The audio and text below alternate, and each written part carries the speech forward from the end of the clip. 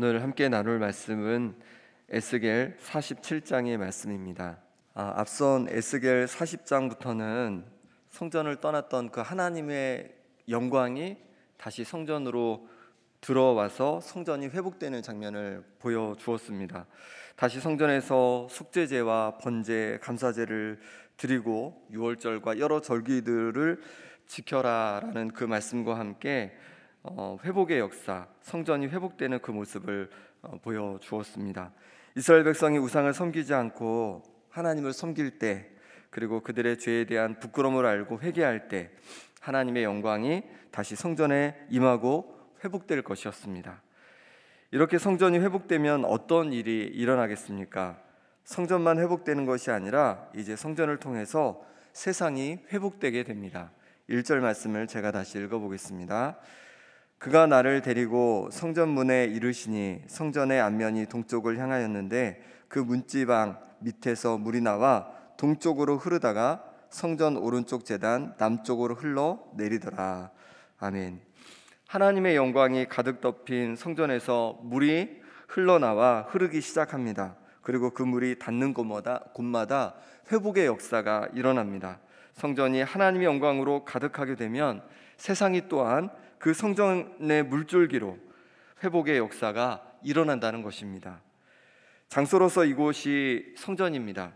또한 우리의 죄를 속량하시는 제물이자 대제사장 되시는 예수님을 모신 우리가 바로 성전인 줄 믿습니다. 그러니 우리가 회복될 때 또한 세상이 회복되는 것입니다. 우리가 회복될 때 세상의 빛과 소금이 되어 세상을 비추고 세상을 변화시켜 나갈 수 있게 되는 것입니다. 세상을 변화시키고 싶으시면 어떻게 하면 됩니까? 먼저 내가 거룩한 성전이 되어야 합니다. 나를 정화하고 청소해야 합니다. 예수님의 그 보혈을 의지하여서 죄를 용서받고 돌이켜 다시 죄를 짓지 않도록 싸워야 합니다. 성령의 도우심을 구하며 싸워야 합니다. 그럴 때 우리는 하나님의 거룩한 성전이 되고, 그럴 때 성전된 우리를 통해서 세상의 회복의 역사가 시작되는 것입니다. 세상의 변화는 성전된 바로 나로부터 시작되는 줄 믿습니다. 이 성전에서 나오는 물은 넘치는 회복의 물입니다. 물이 나와 흐를 때에 천척을 측량한 후에 에스겔이 물을 건너보니 물이 발목에 왔습니다. 다시 천척을 측량하고 천사가 건너게 하니 물이 이번에는 무릎까지 왔습니다. 다시 천척을 측량하고 물을 건너 가게 되니 물이 허리에 올라찼습니다. 그리고 또다시 천척을 측량하였습니다. 5절 말씀 같이 한번 읽어보겠습니다. 다시 천척을 측량하시니 물이 내가 건너지 못할 강이 된지라. 그 물이 가득하여 헤엄칠 만한 물이요 사람이 능히 건너지 못할 강이더라. 아멘. 다시 천척을 측량하니 건너지 못할 강이 되었습니다. 물이 가득하여서 헤엄칠 만한 물이요 사람이 능히 건너지 못할 강이 된 겁니다.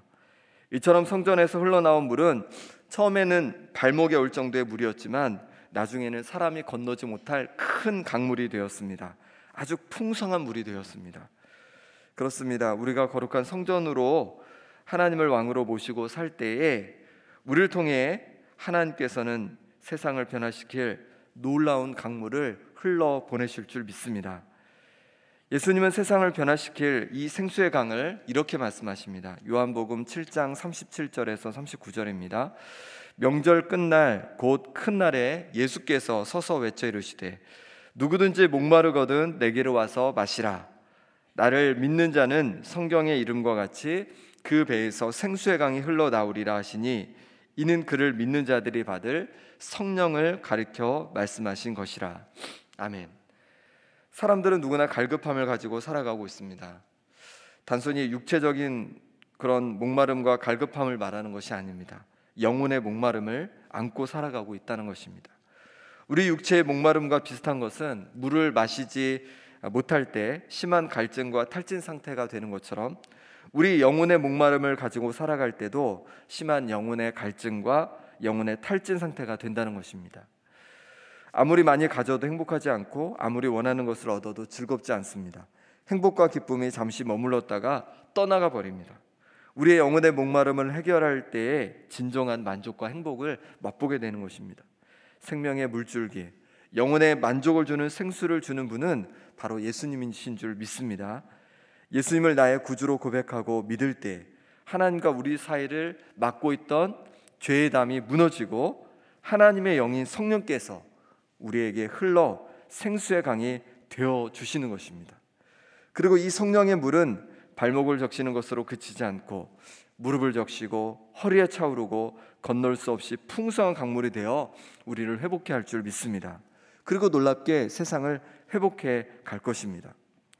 겨울에 시냇가에 물이 조금씩 흐를 때에는 그 속에 있는 돌도 보이고 또 흙도 보이고 쓰레기도 보이고 온갖 것들이 다 보입니다.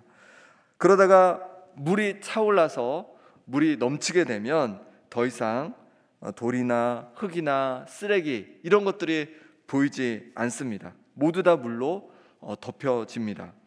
마찬가지로 성령으로 우리가 충만할 때 우리의 모든 상처와 고통과 미움과 원망은 다 덮어지고 사랑이 우리의 심령에 가득하게 될 줄 믿습니다. 그리고 그 충만함은 우리의 이웃에게 또한 흘러가게 될 것입니다. 우리 8절 9절 말씀을 같이 한번 읽어보겠습니다. 그가 내게 이르시되 이 물이 동쪽으로 향하여 흘러 아라바로 내려가서 바다에 이르리니 이 흘러내리는 물로 그 바다의 물이 되살아 나리라. 이 강물이 이르는 곳마다 번성하는 모든 생물이 살고 또 고기가 심히 많으리니 이 물이 흘러 들어가므로 바닷물이 되살아 나겠고 이 강이 이르는 각처에 모든 것이 살 것이며. 아멘. 큰 강을 이룬 강물이 사해 아래쪽에 그 아라바 계곡이 있는데 그 아라바 계곡을 지나서 바다까지 흘러가게 되고 또 그 바다에 그 물이 되살아날 것을 말씀하고 있습니다. 그리고 강물이 이르는 곳마다 번성하고 되살아나는 역사가 일어난다 말씀합니다. 그렇습니다. 우리의 영혼을 살리는 생수의 강물, 성령이 임하는 심령마다 회복되고 살아나는 역사가 일어날 줄 믿습니다. 우리가 성령으로 충만할 때 우리 속에 평안과 기쁨이 회복됩니다. 우리 자녀들이 성령으로 충만할 때 영혼이 회복되고 또한 삶이 회복되어 갈 줄 믿습니다.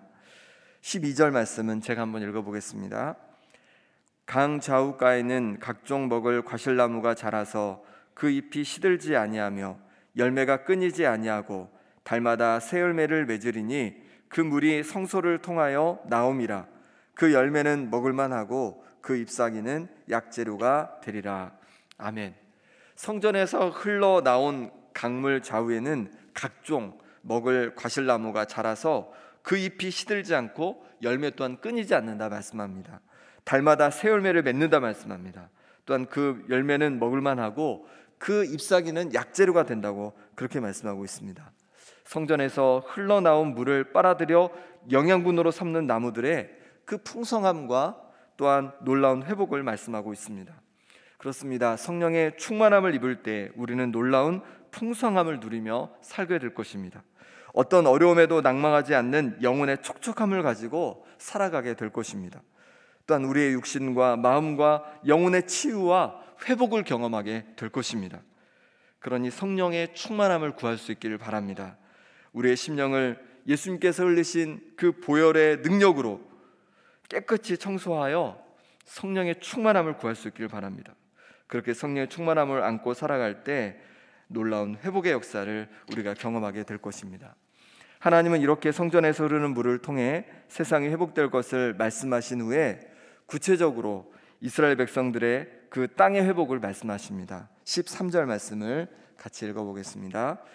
주 여호와께서 이같이 말씀하셨느니라. 너희는 이 경계선대로 이스라엘 12지파에게 이 땅을 나누어 기업이 되게 하되 요셉에게는 두 몫이니라. 아멘.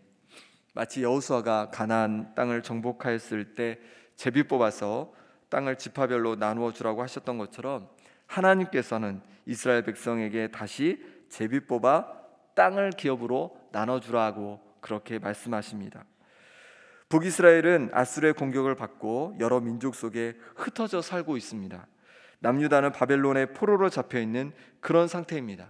지금 이런 상태 속에서 소망 없는 상황 속에서 하나님은 이스라엘 12지파에게 땅을 다시 주겠다고 소망의 말씀을 하고 계신 것입니다. 무엇이 여러분을 힘들게 합니까? 무엇이 여러분의 마음을 좌절케 합니까?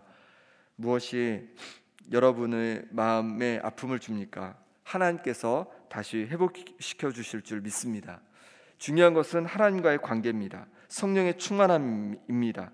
그럴 때 하나님께서 우리의 삶에서도 필요한 것들을 채워주시고 도와주실 줄 믿습니다.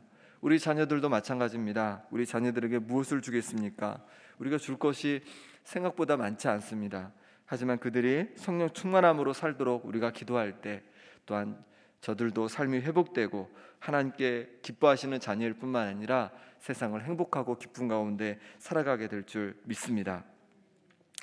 마지막으로 생명의 강물은 우리만의 것이 아니라 세상 모든 사람들을 위한 강물입니다.